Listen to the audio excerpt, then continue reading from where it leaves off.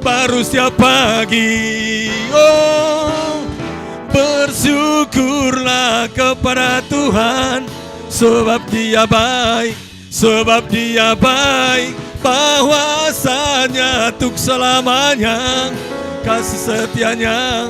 Kasih setianya, bersyukurlah kepada Tuhan, sebab Dia baik, bahwasanya untuk selamanya. Kasih setianya, na na na na na na na na na na na na na na na na. Oh, na na na na na na na na na na na na na.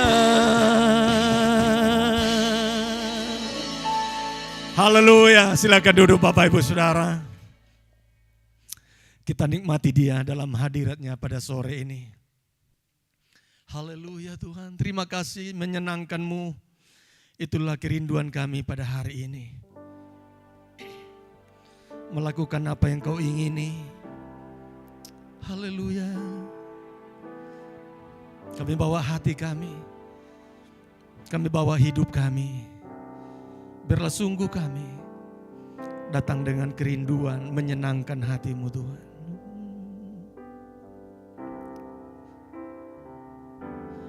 Menyenangkan-Mu,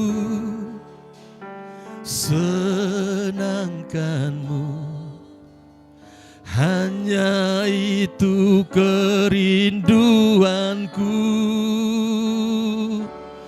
Menyenangkan-Mu, senangkan hati-Mu, hanya itu kerinduanku. Katakan menyenangkan, menyenangkan-Mu, amin. Senangkan-Mu, hanya itu kerinduanku. Menyenangkan-Mu, senangkan hati-Mu, hanya itu kerinduanku.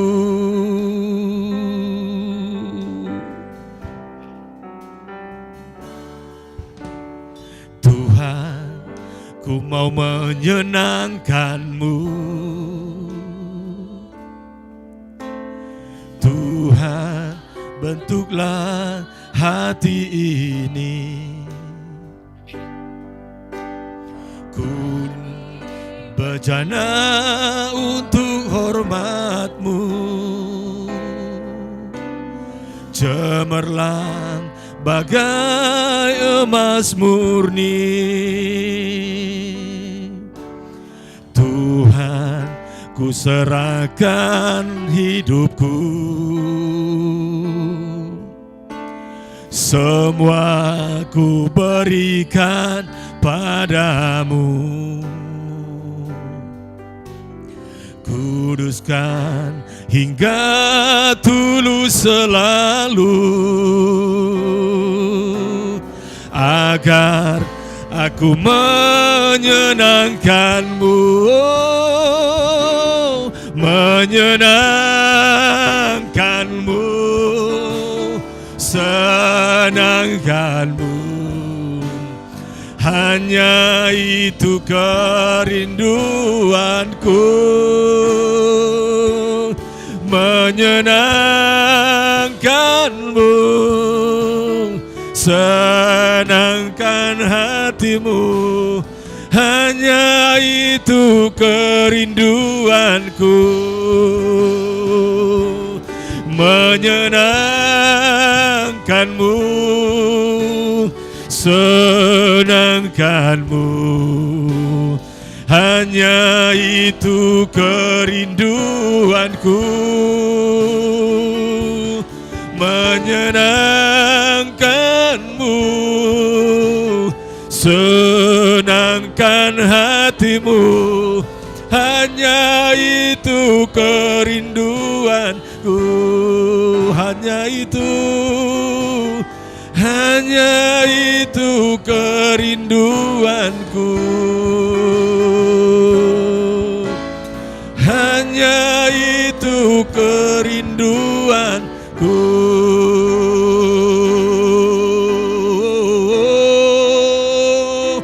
Menyenangkanmu, senangkan hatimu, Tuhan. Oh, ku rindu datang padamu, menyenangkan hatimu, Tuhan. Bentuklah hati ini, bentuklah hidup ini, kuduskan bagimu, Tuhan. Haleluya, haleluya.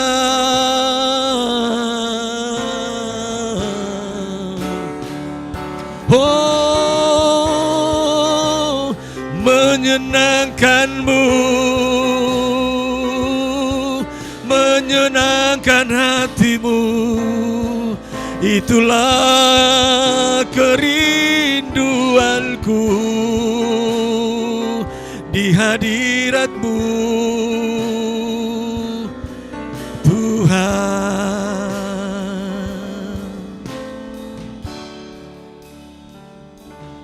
Menyenangkanmu, senangkanmu. Amin Tuhan. Biarlah setiap pribadi kami datang sore ini, kami rindu menyenangkan hatimu. Senangkan hatimu, hanya itu kerinduanku. Oh, menyenangkanmu, amin. Ya Tuhan, menyenangkan hatimu, hanya itu rinduku. Oh, oh, menyenangkanmu, senangkan hatimu, hanya itu kerinduan. Menyenangkanmu, menyenangkanmu, amin. Biarlah itu kerinduan kami dan tujuan utama kami, Tuhan. Oh, menyenangkanmu, senangkan hatimu, hanya itu kerinduanku. Hanya itu kerinduanku. Hanya itu kerinduanku.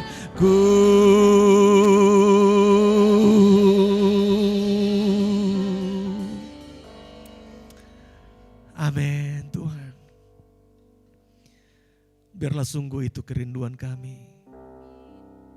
menyenangkan hatimu. Haleluya. Kami siapkan hati kami untuk kau boleh berbicara di tengah-tengah kami pada sore ini. Biarlah pesan-pesanmu bisa sampai kepada kami lewat hamba-Mu. Diberkati hamba-Mu. Biarlah Engkau taruhkan rahasia-rahasiamu, dibukakan lebih lagi di tengah-tengah kami. Lewat perkataan, lewat hikmat yang Tuhan taruhkan bagi hamba-Mu, Pak Juniarson. Terima kasih Tuhan, kami siapkan hati kami. Dalam nama Yesus kami berdoa. Amin.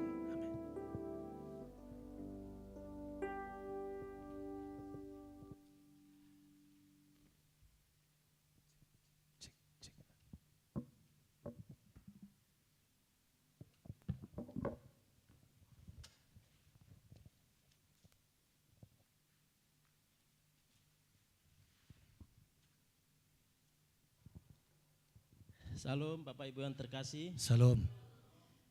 karena sudah didoakan oleh song leader, bersyukur saya ya. Puji Tuhan, ini doa puasa pertama ya, perdana tahun 2026. Saya ini seharusnya ini Pak Pendeta Benas, tapi karena Pak Pendeta Benas ada acaranya di Medan, sekitar semingguan yang lalu lah saya di WA-nya supaya change gitu ya, ganti nanti saya di bulan Maret sebenarnya. Puji nama Tuhan. Kemudian dari yang disampaikan saya itu saya bergumul terus sama Tuhan, apa yang mau saya sampaikannya Tuhan. Nggak dapat, banyak yang mau disampaikan tapi sepertinya kok nggak mantap begitu ya hal yang mau aku sampaikan. Tapi 2-3 hari lalu Tuhan memberikan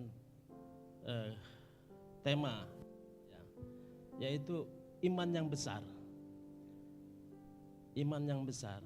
Lalu saya pelajari firman ini yaitu yang terambil dari Matius pasal 8, yaitu tentang imannya seorang perwira. Sebenarnya ada 2, dan iman seorang ibu Kanaan. Yang ibu ini mengalami perjumpaan dengan Tuhan, akan tetapi Tuhan tidak merespon. Karena ibu ini meminta, ibu Kanaan ini, orang Kanaan ini meminta kalau anaknya ini minta dilepaskan dari ikatan setan. Sementara kalau seorang perwira ini dengan imannya yang besar meminta kepada Tuhan Yesus supaya hambanya ini yang sakit lumpuh disembuhkan. Tapi nanti kita baca ya dari firman Tuhannya. Jadi dari 2 cerita ini saya dimantapkan, oh inilah ya Tuhan, iman yang besar. Iman yang besar itu bahasa Inggrisnya great faith ya, faith. Iman yang besar, kayak mana yang besar? Jadi kalau yang besar ada yang sedang, ada yang kecil mungkin. Atau ada yang sebesar biji sesawi itu katanya sudah bisa memindahkan gunung. Tapi Tuhan ini memuji kepada kedua perwira ini dan ibu ini. Memuji Tuhan loh, iman sebesar ini. Ayo kita baca sama-sama ya. Kita baca dulu dari Matius pasal yang ke-8 ya. Saya bacakan buat kita semua. Atau sama-sama lah ya, supaya kita ayatnya ini dari ayat pasal ke-8, Matius pasal ke-8, ayat yang ke-5 sampai ke-13. Saya ayat yang ganjil, nanti saudara Bapak Ibu ayat yang genap ya. Perikopnya Yesus menyembuhkan hamba seorang perwira di Kapernaum. Ketika Yesus masuk ke Kapernaum, datanglah seorang perwira mendapatkan dia dan memohon kepadanya. Silakan nomor 6.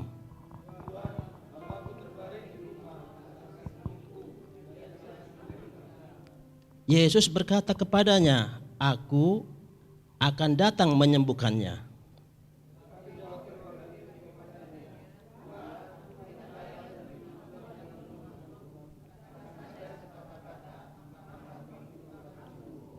Sebab aku sendiri seorang bawahan, dan di bawahku ada pula prajurit. Jika aku berkata kepada salah seorang prajurit itu pergi, maka ia pergi. Dan kepada seorang lagi datang, maka ia datang. Ataupun kepada hambaku, kerjakanlah ini, maka ia mengerjakannya.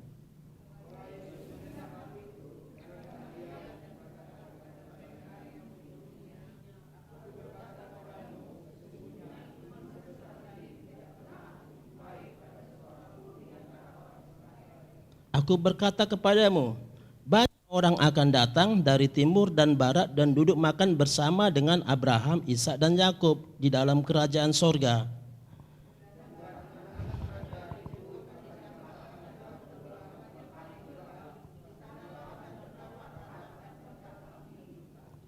Lalu Yesus berkata kepada perwira itu, pulanglah dan jadilah kepadamu seperti yang engkau percaya.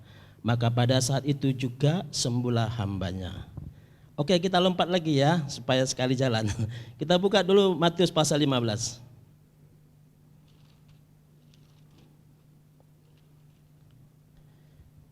Nah, Matius pasal 15 ini dari ayat yang ke-21 sampai ayat ke-28. Serupa ya, saya yang ganjil, nanti saudara Bapak Ibu yang genap. Perikopnya perempuan Kanaan yang percaya.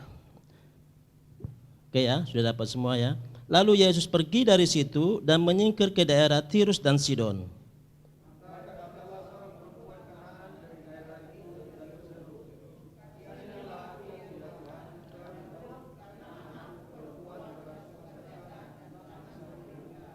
Tetapi Yesus sama sekali tidak menjawabnya. Lalu murid-muridnya datang dan meminta kepadanya, suruhlah ia pergi. Ia mengikuti kita dengan berteriak-teriak.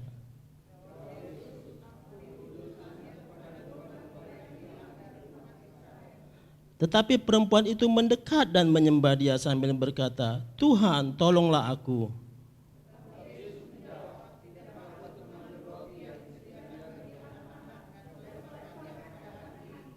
Kata perempuan itu, benar Tuhan, namun anjing itu makan remah-remah yang jatuh dari meja tuannya.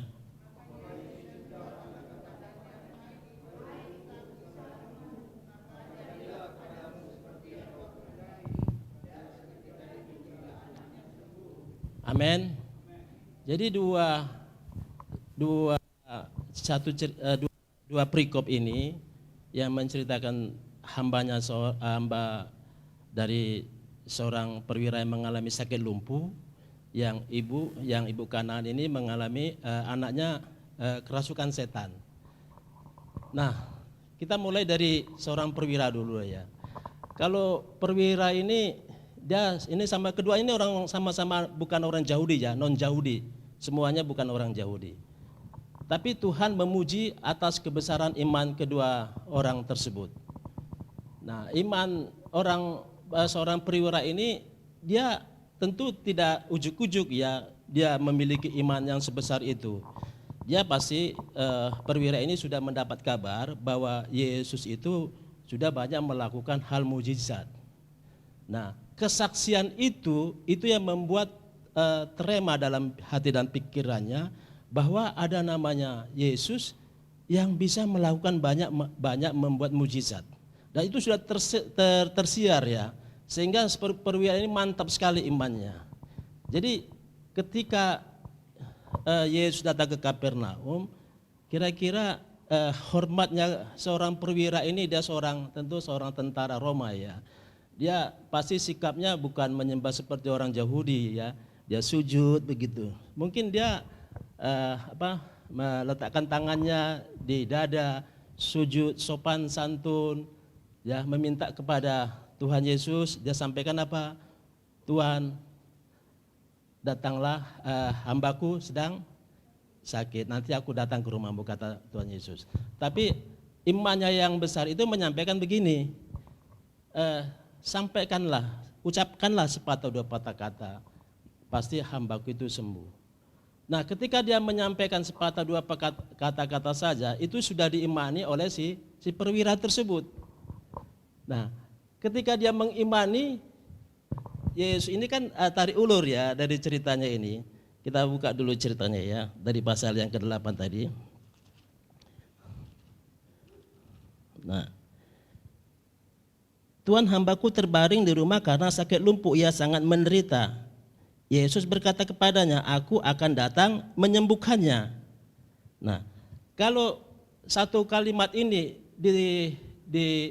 digembirai oleh si perwira tersebut bahwa Yesus akan datang, itu kan sudah janji bahwa Yesus akan datang. Tetapi imannya nggak sampai di situ saja. Nah, karena Yesus memiliki otoritas kuasa, dia sanggup melakukan penyembuhan, melakukan mujizat. Dia nggak sampai berhenti di ayat yang ayat ke-8 ini. Yesus berkata kepadanya, aku akan datang menyembuhkannya. Ayat ke-8-nya, tetapi jawab perwira itu kepadanya, Tuhan, aku tidak layak menerima Tuhan di dalam rumahku. Katakan saja sepatah kata, maka hambaku itu akan sembuh. Nah, jadi iman yang besar itu yang membuat dorongan jiwanya, aku yakin Tuhan bahwa Engkau hanya sampaikan sepatah kata kepada hambaku itu, lewat iman yang ku percaya hambaku itu sembuh. Nah, inilah iman yang besar itu. Iman yang besar itu memang terinspirasi dari firman ya, kesaksian. Kadang-kala kita jumpai seseorang kesaksian misalnya kan, dia ceritakan kayak kesaksiannya yang Marga Siburian tuh ya, yang kemarin yang dari Palembang itu ya. Itu menginspirasi kesaksiannya bahwa dia kecelakaan ya, yang mengalami sangat tragis, yang sampai di rumah sakit dia sudah sangat gak berdaya karena banyak darah yang keluar, tapi dia terus terhubung kepada Tuhan. Dia menyampaikan kepada Tuhan, mungkin dia pasti berdoa sama Tuhan ya, ataukah dia menyerahkan segala sesuatunya kepada Tuhan. Tetapi Tuhan itu maha kuasa ketika dia memiliki iman sehingga dia mengalami mujizat. Mujizatnya mujizat kesembuhan. Kalau namanya sudah mengalami sakit, apalagi darahnya sudah banyak keluar ya, pasti bisa akan mengalami kematian. Tapi lewat iman tersebut Pak Siburiannya mengalami kesembuhan. Jadi iman inilah yang mau dimunculkan saudaraku. Iman ya. Jadi iman ini bisa juga mewakili, kita bisa mewakili kesembuhan kepada saudara kita, keluarga kita, biarpun jarak jauh. Kita beriman, kita datang kepada Tuhan, berdoa, itu bisa. Buktinya ini yang sakit kan gak dibawa ini, yang orang lumpuh hambanya si perwira ini. Tetapi dia karena memiliki iman, hanya bedanya dia berjumpa kepada Tuhan Yesus. Kalau kita kan nggak jumpa, tapi kita mengalami perjumpaan dengan rohnya kepada roh Tuhan kan. Nah kita berdoa ya kepada Tuhan Yesus. Siapa yang mengalami pergumulan sakit, kita doakan. Ketika kita beriman, orang itu bisa sembuh. Nah kita sebagai orang-orang yang apa namanya, yang suka berdoa, ya itu harus kita hidupi, kita aplikasikan dalam kehidupan hari-hari kita. Mungkin konteksnya bukan orang sakit saja ya. Apa yang menjadi pergumulan, ya boleh juga disampaikan doa. Ya, tetapi ada syaratnya memang.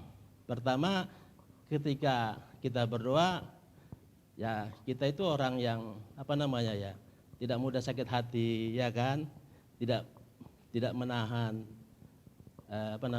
menahan kebencian kepada orang lain. Ya, bisa mengampuni orang lain. Itu syarat-syaratnya harus ada ya. Tapi kalau masih ada di hati benci kepada seseorang, aku rasa nggak perlulah kalian berdoa. Ya, aku rasa nggak dijawab itu. Kenapa? Kalau ada benci di hati. Karena kan doa Bapa kami apa bilangnya? Ampunilah kesalahan kami seperti kami mengampuni orang yang bersalah kepada kami. Bagaimana mungkin Bapa di sorga akan menjawab doa kita sementara kitanya aja masih berat mengampuni orang yang bersalah kepada kita, itu enggak mungkin ya. Tetapi kalau kita clear and clean, bersih hati kita, jiwa kita doakan, kita tulus something aja, pasti Tuhan akan jawab setiap seruan apa yang menjadi doa kita. Kayaknya saya kepanasan ini ya. Kipasnya enggak jalan ya Pak. Terima kasih Pak Diaken. Nah perwira ini saudaraku sangat luar biasa ya. Dia care, peduli kepada hambanya. Saya nggak tahu ini ya, hambanya ini apakah orang Yahudi. Tapi saya telusuri di Google gitu ya. Ternyata hambanya ini katanya bukan orang Yahudi, dia orang Romawi juga. Mungkin satu kampungnya lah mungkin ya. Satu kampungnya diajak dari Roma ke Israel. Kebetulan ini perwiranya ini jadi perwira, jadi diajak satu kampungnya bekerja sebagai hambanya. Tapi karena ini satu kampungnya mungkin, satu bangsanya mengalami sakit lumpuh. Namanya sakit lumpuh orang yang gak berdaya ya, berharap orang yang bisa menolong. Tetapi puji Tuhan, seorang perwira ini punya hati yang tulus, ya tidak membiarkan hambanya sakit. Dia tolong sebisanya. Jadi mungkin ya pastilah sudah dibawa ke tabib atau kemana ya. Tapi karena hambanya ini, perwira ini memiliki iman yang besar, aku yakin ini karena Yesus sudah sangat kudengar banyak melakukan mujizat yang mungkin yang dia tahu, yang perwira ini rasanya nggak mungkin itu si A itu sembuh kok bisa sembuh, nggak mungkin rasanya itu yang lumpuh dari bayi lumpuh tetapi kok bisa sembuh. Gak mungkin seorang Bartimius yang lumpuh, yang buta, yang pengemis bisa jadi melek. Pasti perwira ini punya banyak kesaksian yang dilihat, pasti maka muncul imannya yang besar. Maka dilihatnya hambanya yang terbaring, namanya lumpuh, gak bisa bergerak, hanya butuh pertolongan belas kasihan dari orang yang melihat.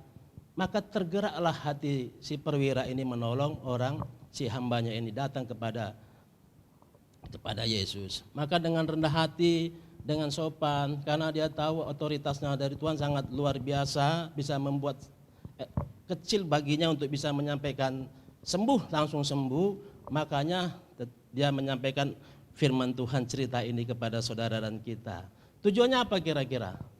Tujuannya bahwa kita juga bisa diberi kuasa menyampaikan doa atau memiliki iman yang besar atas apa yang menjadi pergumulan atau kerinduan setiap saudara dan saya. Kerinduannya mungkin apa ya? Mungkin contohnya kerinduan apalah? Kalau kita konteksnya pelayanan lah, ya kan? Nah, atau kerinduan keluarga kepingin diberkati, kaya raya gitu. Nanti jadi sombong. Ya. Mungkin bukan itulah. Kerinduan kita hanya menyenangkan Tuhan seperti lagu pujian tadi apa? Pelayanan kita semakin Tuhan senang melihat kita melayani. Pelayanan kita semakin bergerak, berkembang ke kanan dan ke kiri. Pelayanan kita banyak menjangkau jiwa-jiwa. Pelayanan kita memenangkan banyak jiwa. Kira-kira itu kan perlu doa ya, perlu doa. Perlu iman juga yang besar. Tapi kalau kita mungkin dari kita hari ini mungkin kita hari ini janjian lah ya, kita doa iman yang besar untuk jemaat. Karena ini kan sudah dapat apa dulu ya, prophetic pesan Tuhan 2003 atau kalau nggak salah waktu Pak Mr. Russell dulu yang dari Australia. Akan banyak orang berbondong-bondong kemari orang-orang miskin. Rasanya belum banyak orang miskin di sini. Mungkin berbondong-bondongnya mungkin ada satelit di sana, ada satelit di sini. Mungkin konteksnya begitu kita tidak tahu. Tapi sampai hari ini sepertinya mobil yang semakin banyak parkiran, kereta yang semakin banyak parkiran, yang miskinnya masih nggak terlalu banyak. Tapi kok pesan profetiknya itu harus diuji. Mungkin pesannya itu nggak benar. Sementara di firman Tuhan banyak orang miskin. Orang miskin akan banyak datang kepadamu. Sehingga pesan ini harus kita remai. Maksudnya apa pesan? Mungkin dia dalam arti miskin ini miskin secara rohani. Ya, mungkin miskinnya miskin secara jiwa rohaninya lemah. Supaya tempat ini menjadi tempat satu wadah untuk membangun menjadi kaya rohani. Kita nggak tahu juga ya kan, bisa miskin secara materi, bisa miskin secara rohani. Tetapi itu firman-Nya itu, pesan profetik itu akan banyak orang berbondong-bondong. Ternyata banyak ini bondong-bondong ini kan biasa rame ya, bisa semitan kita jalan. Dan namanya orang berbondong-bondong. Tapi kita rasanya belum ada sampai senggol-senggolan banget di sini. Nah itu kita doakan ya, supaya pesan ini bisa, supaya pesan doa yang besar ini, iman yang besar ini kita bisa. Tujuannya apa? Ada dua tadi kan, miskin rohani dan miskin jasmani. Miskin rohani diperkaya menjadi, saya dulu kan miskin rohani juga saudaraku. Saya dulu kan dikunjungi oleh Pak Wismar, siapa yang depan rumah itu? Wismar. Dia anak muda dulu, masih dulu, tahun 2000, atau 99 atau 2000. Tapi agresif sekali anak muda ini. Mengunjungi, saya masih ngontrak rumah Jalan Garuda. Dikunjunginya saya. Tapi pun saya senang dikunjungi waktu itu. Saya kan hampir 2 tahun enggak ke gereja. Tapi saya senang dikunjungi pada waktu itu. Kemudian istri saya karena udah duluan di sini di GKKD, akhirnya ya saya ikut-ikutan juga lah. Ya, ikut-ikutan ke gereja. Ya pada waktu itu karena sering dikunjungi, enggak enak juga yang mengunjungi kita, dikunjungi tapi enggak mau ke gereja. Lama kunjungannya si Wismar beberapa kali. Tapi akhirnya saya Desember tahun 2000 saya ikut ibadah lah mulai pertama di GKKD. Nah, jadi dengan mungkin memang harus ada kerjasama ya. Kerjasamanya memang tidak sejauh doa saja, tapi harus ada action dari setiap kita masing-masing menjangkau jiwa-jiwa. Mungkin kondisi sekarang penjangkauan jiwa ya kita doakan nanti satelit lah ya, supaya satelit di Kulim sana, di Pasir Putih itu yang deras nampaknya yang harus segera dibuka. supaya setiap jiwa-jiwa di sana bisa mendapatkan tadi miskin rohaninya jadi semakin kaya, miskin apa miskin apanya lagi rohani, miskin keadaannya semakin diberkati. Nah kan gitu kira-kira, buktinya saya diberkati. Meskipun ya segala sesuatu Tuhan cukupkan lah ya, kalau kaya raya enggak. Tetapi bisa Tuhan percayakan memberikan pelayanan di yayasan, ya Tuhan punya cara lah luar biasa, sehingga bisa memberi makan 50-an orang tiap hari. Itu kan tidak mudah sesungguhnya kalau pakai pikiran kita, tetapi udah 14 tahun Tuhan bisa cukupkan segala sesuatunya. Nah mereka ini kan yang kita layani kan juga bagian yang orang yang enggak beriman. Kamilah yang beriman sama Tuhan, Tuhan tolong, Tuhan sembuhkanlah si A, si B, si C. Lewat kuasa bilur-bilurmu Tuhan jamah dan sembuh. Sembuh jiwanya, sembuh pikirannya, sembuh akal budinya. Itulah pergumulan terus yang kita doakan hari-hari ke setiap saudara-saudara kita. Ya puji nama Tuhan, mereka jiwanya tenang. Maka sekarang aku banyak bikin status kan supaya orang melihat juga pikirku. Tadinya sih gak pala, aku gak suka dengan media-media. Tapi belakangan ini kadang saya hanya untuk menjangkau yang orang-orang Tionghoa, orang-orang Muslim ya. Karena ada juga yang Muslim dititip beberapa orang ya. Tapi kami layani, tapi aku share juga firman Tuhan setiap pagi. Tapi aku lihat sampai sekian puluh kali nggak pernah dibaca, akhirnya aku stop lah dulu lah. Nanti kira-kira temanya bagus, ya selamat paginya bagus, aku share lagi sama bapak ini. Dia orang Tionghoa, tapi orang Tionghoa ini masuk Islam. Sehingga yang dititipkan istrinya ini pun agamamu, agamaku katanya. Jadi sangat kental sekali. Mungkin si orang Tionghoa ini tadinya Buddha, tapi masuk Islam, dapat istri orang Nias, marga Hulu, ya masuk Islam. Tapi saudaranya masih Kristen. Saudaranya si Hulu ini pun saya share firman Tuhan setiap pagi. Nah dibacanya dengan baik. Tapi yang suaminya ini si Pak Edi ini, Edi Yong namanya. Nah dia nggak mau membaca, pakai malah dibikin status sama saya pakai peci dia lagi, kayak mau pakai peci Pak. Tapi ya nggak apa-apa.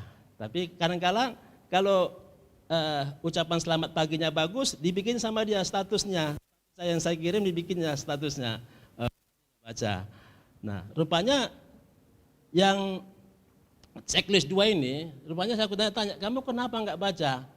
Saya baca Pak katanya. Kok enggak contreng warna biru?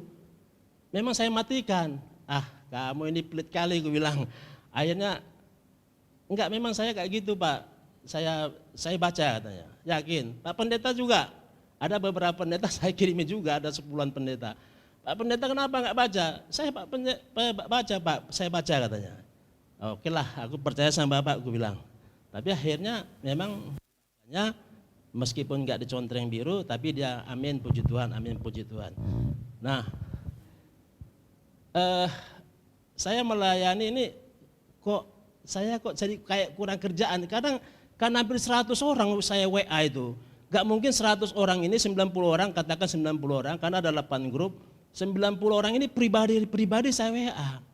Saya berpikir kalau saya bikin satu grup, belum tentu mereka nanti suka. Jadi akhirnya saya sabar me-WA pribadi. Bayangkan sekali WA itu kan 5 ya terkirim. Berarti hampir 20 saya WA terkirim. Hampir setengah jam lebih tapi saya baca dulu WA-nya. Saya dapat pesan Tuhan, saya mantap, baru saya share. Nah, jadi saya WA baik yang Buddha, baik yang Muslim, saya kirimin aja. Nah, tapi banyak yang Muslim juga membaca. Anggota-anggota kebun saya yang Muslim baca juga semuanya. Wah senanglah saya, semakin semangat saya mengiriminya. Nah memang itu bukan tulisan saya mengupload juga dari satu grup. Kebetulan saya sudah lama ini saya baca, tapi saya diberkati, kenapa saya enggak kirim. Tapi saya bersyukur, ini anugerah buat saya berani mengirimnya. Kan enggak semua orang berani ngirimnya. Ini sampai hari ini belum ada yang merasa tertolak saya mengirim WA itu.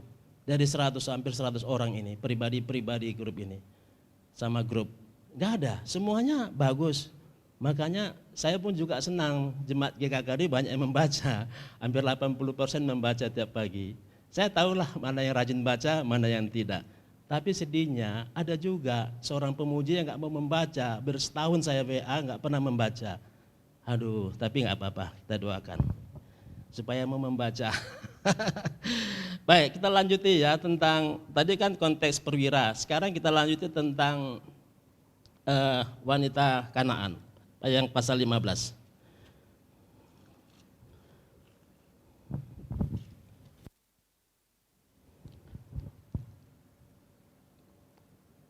Maka datanglah seorang perempuan Kanaan dari daerah itu dan berseru, "Kasihanilah aku ya Tuhan, anak Daud, karena anakku perempuan kerasukan setan dan sangat menderita."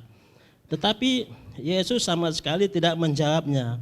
Lalu murid-muridnya datang dan meminta kepadanya, "Suruhlah ia pergi mengikuti kita suruhlah ia pergi, ia mengikuti kita dengan berteriak. Jawab Yesus, "Aku diutus hanya kepada domba-domba yang hilang dari umat Israel." Tapi perempuan itu mendekat dan menyembah dia sambil berkata, "Tuhan, tolonglah aku." Jadi, Tuhan itu tergerak hatinya, masukul hatinya ketika dia, "Tuhan, tolonglah aku." Ya, ketika kita menyampaikan segala sesuatu sama Tuhan, kita bebas-bebas saja. Kalau itu menjadi pergumulan kita berat, "Tuhan, tolonglah aku." Nah, ini kalau kisah tentang Bartimius yang buta, ya, Bartimius orang buta, waktu itu Yesus masuk ke kota Yeriko, orang berkerumunan rame-rame didengar, namanya orang buta kan telinganya aja yang bisa dengar. Yesus, orang Nazaret, anak Daud, lewat. Tergerak hatinya, tapi karena dia buta sambil mengemis, tapi kabar tentang Yesus banyak melakukan mujizat terdengarnya. Samalah kira-kira kisahnya dengan perwira ini. Lalu si Bartimius ini berteriak, "Yesus, anak Daud, kasihanilah aku." Teriakan yang pertama nggak diabaikan sama Yesus. Tapi ketika teriakan kedua, "Yesus, anak Daud, kasihanilah aku." Nah, Bartimius ini akhirnya memiliki iman yang besar. Dia percaya bahwa Yesus sanggup memelekkan matanya. Lalu Yesus datang menghampiri muridnya disuruh datang, panggillah dia. Ketika dia disuruh, Bartimius datang, "Apa yang kau kehendaki daripada aku?" kata Yesus kepada Bartimius. "Aku mau melihat Tuhan." Lalu Yesus menjamah matanya, seketika itu juga matanya langsung melihat. Jadi ketika Yesus melakukan hal mujizat, dia spontan ya Bapak Ibu. Memang kepada orang yang disembuhkan butuh proses waktu. Tidak ujuk-ujuk punya pergumulan langsung Tuhan jawab. Ya itu mungkin anugerah lah kalau mengalami hal seperti itu. Tapi proses waktu itu Tuhan izinkan untuk mendatangkan yang baik. Nah, ketika Bartimius ini yang sudah dari kecil dia sudah buta sebagai pengemis, mentalnya mental pengemis, tetapi dia beriman. Imannya kepada Yesus. Bahwa Yesus itu kalau dulu hanya Yesus ketika sejauh dekat kepada orang yang mau sejarah aja atau dekat kepada orang yang mau didoakan, maka orang itu bisa sembuh. Tapi Yesus yang sekarang ada di hati kita, saudara. Ya, tinggal doa, datang, Roh Kudus sampaikan, Tuhan menjamah mengurapi dan Tuhan bisa sanggup menyembuhkan. Karena lewat kuasa bilur-bilurnya Yesus menyembuhkan setiap orang yang percaya, sakitnya menjadi sembuh. Karena sakit orang itu sudah ditanggung oleh Yesus. Saya juga mengalami sakit sebenarnya saudaraku. Tetapi kayaknya ya, karena zaman kedokterannya maju sehingga imannya bergeser, iman dokter timbanya kita. Ya, kadang saya minta ampun Tuhan, ampunkanlah saya Tuhan. Saya kadang-kadang ini saya kan dulu pernah sakit kejepit ya. Kadang mau kambuh lagi, denyut-denyut. Aduh Tuhan, ini kok kambuh lagi ya? Kok denyut-denyut, nggak enak rasanya. Sehingga kalau saya memiliki iman seorang perwira kan tadi saya datang sama Tuhan, nggak perlu saya dokter kan. Tapi ada dokter bilang, "Pak, kalau namanya sakit ya berobat," kata si dokter ini. Ya juga ya pikirku kan. Lalu akhirnya saya kontrol lagi lah, "Dok, ini kok denyut-denyut," akhirnya diterapi lah semalam sama dokter itu. diterapi. Tapi rasanya kok memang dikasih obat nyeri, obat ini segala macam ya. Kalau makan obat nyerinya hilang, tapi kalau sudah nggak makan obat datang lagi. Tapi akhirnya diterapi. Kok nggak seperti iman yang di Alkitab ini, orang-orang yang Tuhan pakai, ya Tuhan saya ini. Tapi kalau saya beriman itu, saya batalkan aja asuransi saya aturan ya. Sampai kadang-kadang begitu, saya pernah ngomong-ngomongan sendiri. Aturan uang asuransinya bisa dipakai untuk yang lain. Aduh, mana itu Tuhan ya. Tapi usiaku ini sudah butuh obat-obat terus nampaknya Tuhan. Sehingga apa yang terjadi? Sudah bergeser saudaraku. Jadi maunya jangan seperti itu ya, jangan sampai bergeser. Kayak iman istri saya lah ini. Ya, imannya mantap. Tapi ya tetap kalau namanya sakit, dokter kasih obat wajib dimakan ya kan. Kalau enggak nanti namanya obat vitamin segala macam ya kan. Itu kan anugerah. Dokter ini kan kuliah, otaknya kan Tuhan yang kasih kan. Dosennya dapat ilmu, dapat ramu-ramuan dari tumbuh-tumbuhan dijadikan obat, pabrik Tuhan yang kasih. Jadi menurutku nggak salah juga ya kalau berobat. Jadi ini persepsi saya salah tadi, bergeser. Itu menurut aku, tapi yang lain janganlah ya seperti saya. Tapi saya mau berjuang terus, beriman supaya segala sesuatunya Tuhan izinkan mendatangkan yang baik. Supaya saya semakin sungguh datang kepada Tuhan berdoa.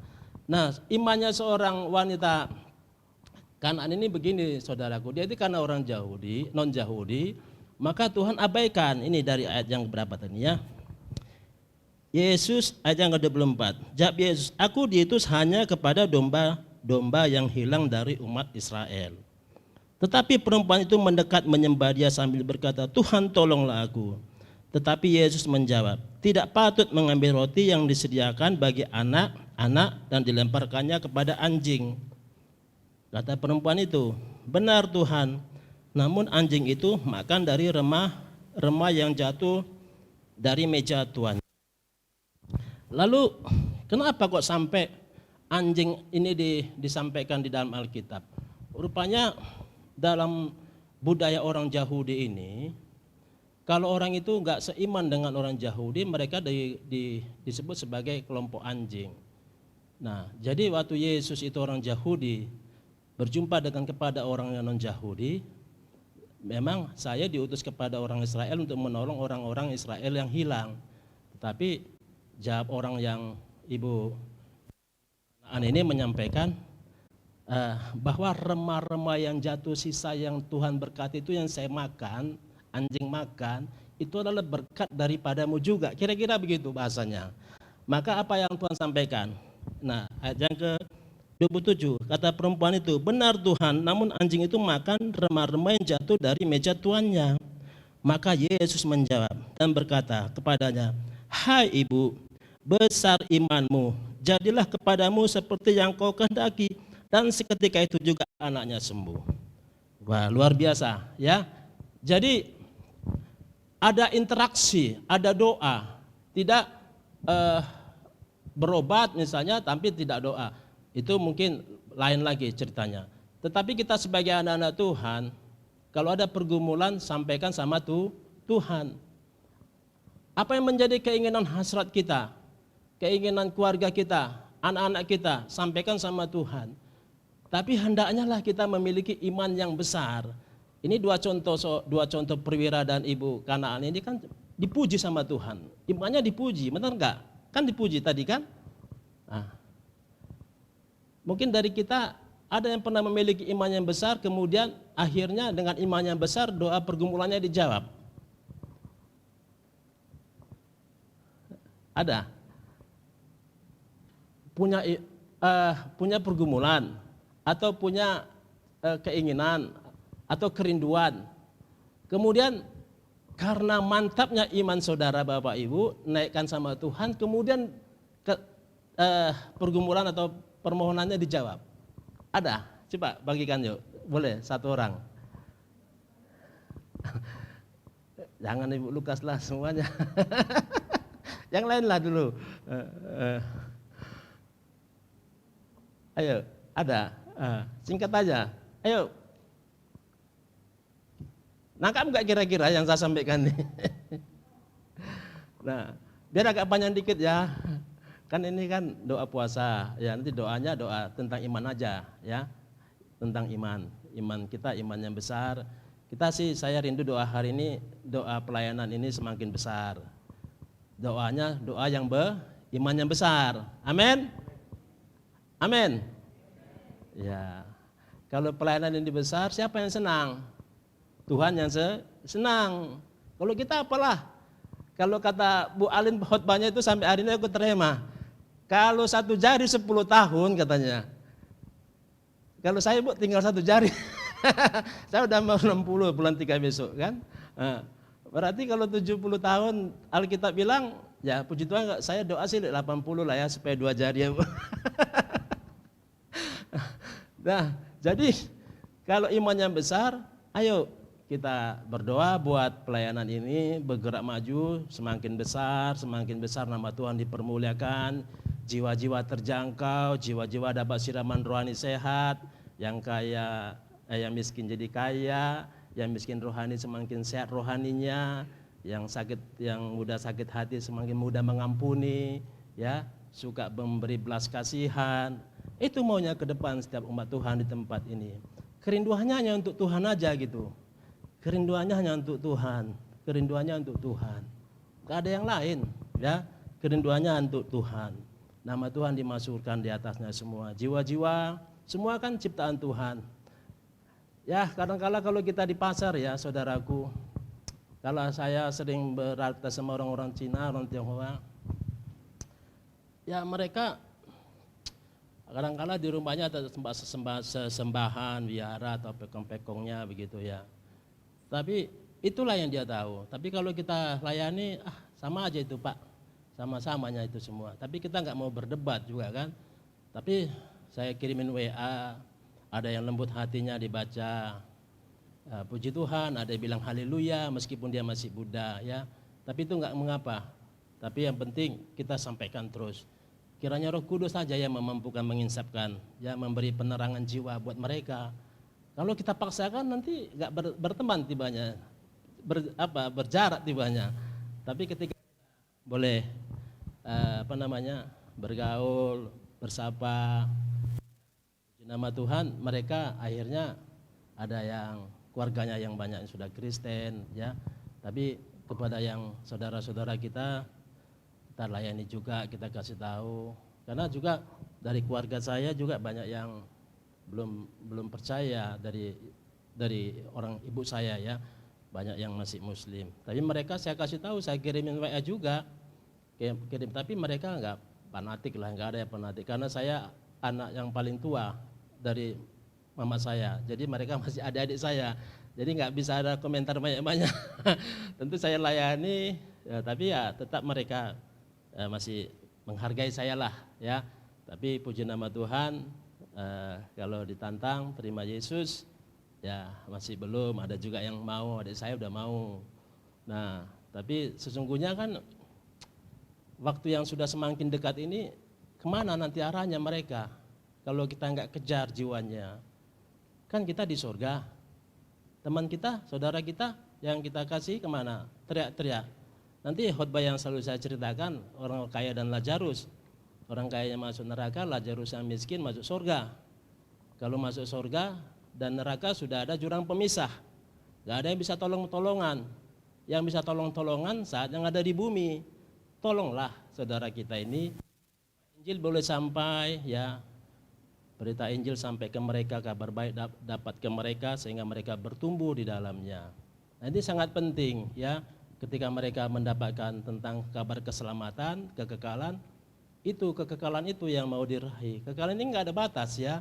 Kekekalan akan selama-lamanya kita hidup bersama Bapa di surga. Tapi selama-lamanya juga mengalami ke alam maut yang selama-lamanya. Maka firman Tuhan sampaikan ini yang di ayat 24. Jawab Yesus, aku diutus banyak kepada domba-domba yang hilang dari umat Israel. Kemudian tetapi Yesus menjawab, tidak patut mengambil roti yang disediakan bagi anak-anak dan melemparkannya kepada anjing. Kata perempuan itu, benar Tuhan, namun anjing itu makan remah-remah yang jatuh dari meja tuannya. Dan ada satu ayat ini yang menyampaikan tadi tentang mana tadi ya?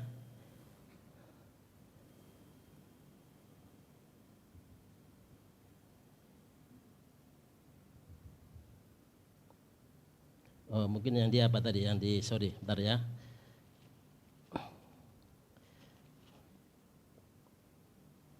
Oh ini ayat 11. Setelah Yesus mendengar hal itu, heranlah berkata kepada mereka yang mengikutinya, aku berkata kepadamu, sesungguhnya iman sebesar ini tak pernah aku jumpai pada seorang pun di antara orang Israel. Ayat 11, aku berkata kepadamu, banyak orang akan datang dari timur dan barat dan duduk makan bersama-sama dengan Abraham, Ishak dan Yakub di dalam kerajaan sorga.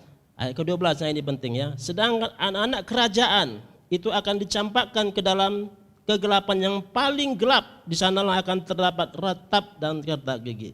Nah ini bicara tentang neraka ya saudaraku. Sedangkan anak-anak kerajaan, ya, anak-anak kerajaan ini orang-orang yang gak percaya Yesus ya, itu akan dicampakkan ke dalam kegelapan yang paling gelap. Di sanalah akan terdapat ratap dan kertak gigi. Lalu Yesus berkata kepada perwira itu, pulanglah dan jadilah kepadamu seperti yang kau percaya, maka saat itu juga sembuhlah hambanya. Jadi ayat ke-11 ini menyampaikan banyak orang akan datang dari timur dan barat duduk makan bersama-sama dengan Abraham, Ishak, dan Yakub di dalam kerajaan. Dari timur dan barat. Nah, ya, dari barat. Kita di timur ya, barat di Amerika sana contohnya, di benua. Nah, banyak orang akan datang. Dan terbukti kan firman ini yang firman 2000 tahun yang lalu, ya kan banyak sekarang ini orang yang sudah percaya kepada Yesus. Nah, jadi sementara anak-anak kerajaannya kan urut besar tadi ya. Mungkin orang Israel atau siapa contohnya kan, yang nggak percaya kepada Yesus akan dicampakkan ke dalam lautan api. Nah, ini bicara tentang surga dan neraka. Tapi puji nama Tuhan saudaraku, bagi saudaraku hari ini karena konteksnya ini iman yang besar, ya, great faith ya, maka munculkanlah iman yang besar. Jadi apakah kita dengan pergumulan kita keluarga, kita boleh memiliki iman yang besar untuk bermohon segala sesuatu kepada Tuhan? Boleh, ya. Tapi syaratnya tadi ya, harus hidup seturut dengan firman Tuhan, ya. Harus taat sama firman, menghormati Tuhan lewat taat firman, tidak melakukan hal yang jahat, ya. Maka sampaikanlah apa yang menjadi seruan saudara, doa saudara hari ini.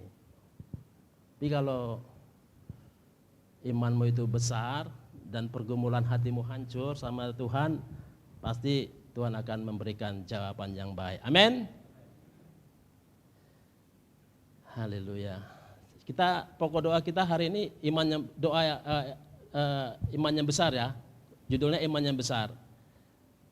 Iman yang besar, tapi kita konteksnya konteks pelayanan lah ya.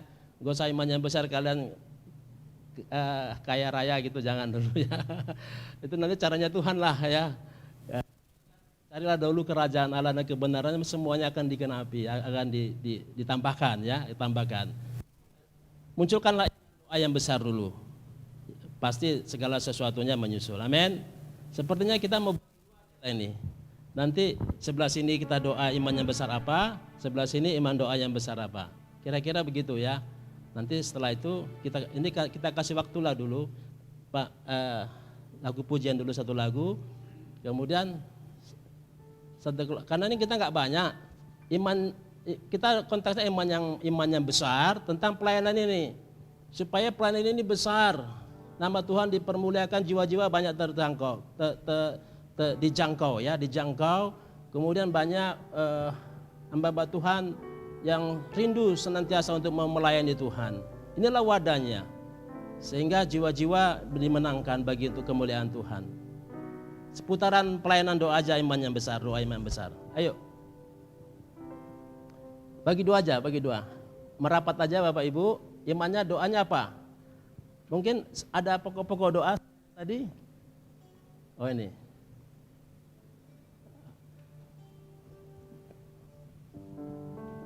Silakan Bu. Ayo Pak Bu Masria. Pak Umbing, maju sini Pak Umbing, ketua persekutuan. Semangat. Sini bagi dua kita.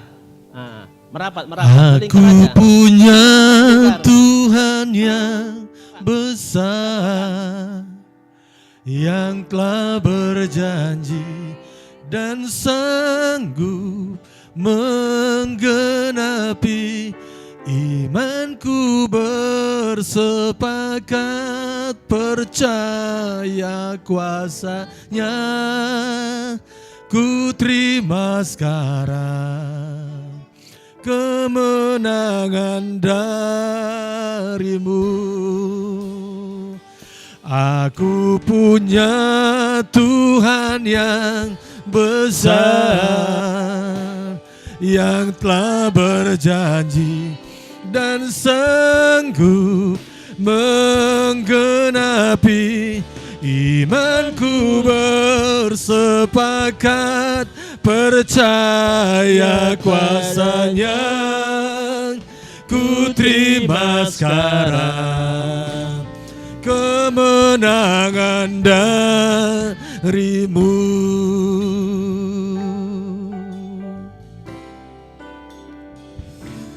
Ku hidup karena percaya Kau yang berjanji setia.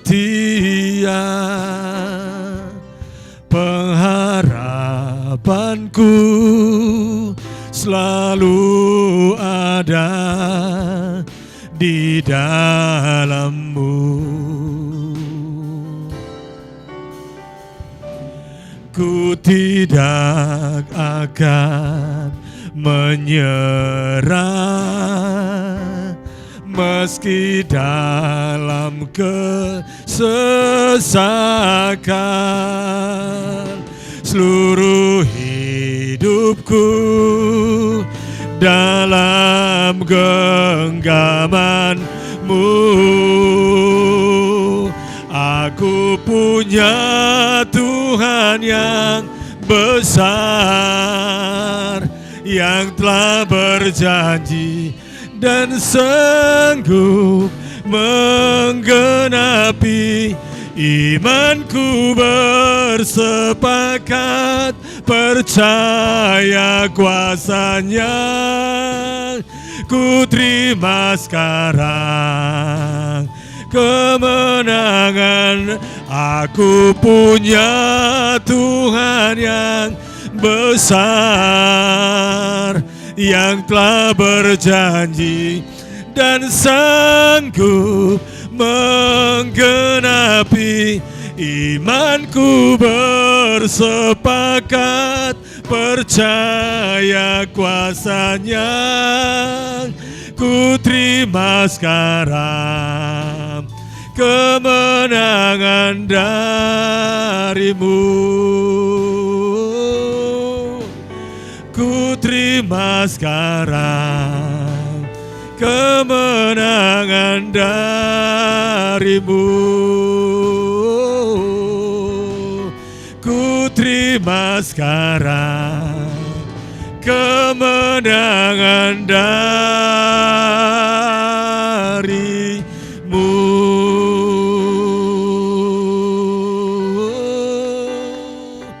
Haleluya.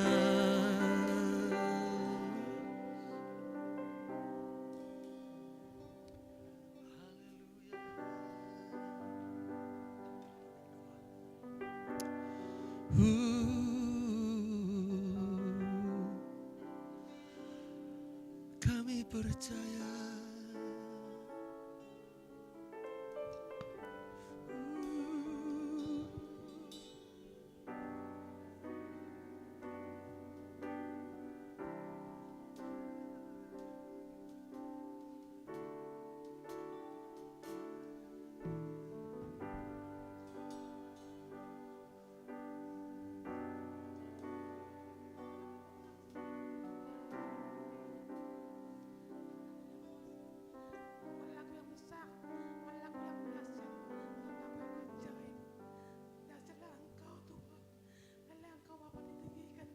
Amin.